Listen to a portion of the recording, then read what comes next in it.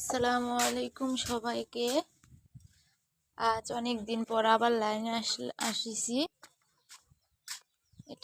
এই যা হচ্ছে আমাদের বাড়ির এরিয়া।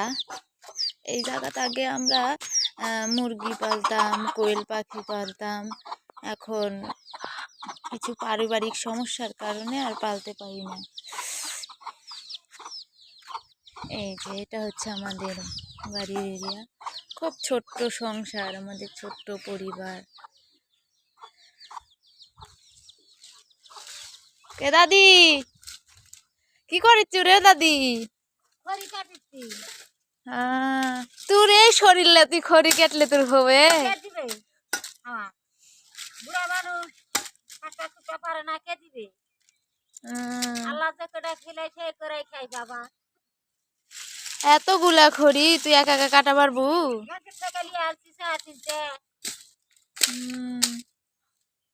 বুড়া দামান মাজানি করে খাই, কে দিবে আমার? তাই তো, কি করবো কি করে খাবো?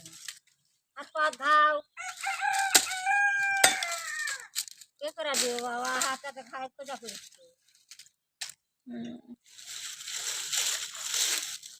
আমার দাদির হাতের এক সমস্যা হয়েছে কি, মানে হাতটা ফাইটা যায়, মানে ঘায়ের মতো, মানে খালি ফাইটা যায়।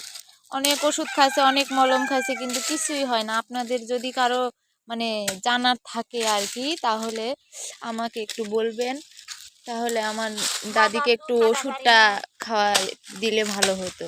কিন্তু অনেক ওষুধ খাওয়াইছি তো একটু ভালো হয় না আর কি। মাথার দূর বাবা, হাঁটা পারি না বাবা, কে দেখবে বাবা? দিলে দেখার মতন বন্ধু না বাবা, এনা দয়া কেউ করে না বাবা।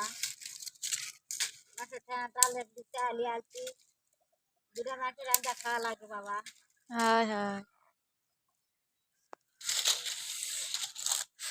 এই যে আমাদের ছোট্ট বাড়ি, আর এটা আমাদের মুরগি, হাঁস মুরগি এইসব আর কি। এটা আমাদের রান্নাঘর, ছোট রান্নাঘর। এখানে এই জায়গাত মনে করেন আমরা রান্না বাড়ি সব কিছু করা হয়। এই জায়গাতে আমাদের দুই পরিবার, আমার দাদা দাদি আলাদা মানে খাওয়ার ইয়ে করে, আর আমাদের পরিবার আলাদা আর কি। এইরকম। সবাই একটু লাইক করবেন, সাবস্ক্রাইব দিবেন, এতে অনেক খুশি হব।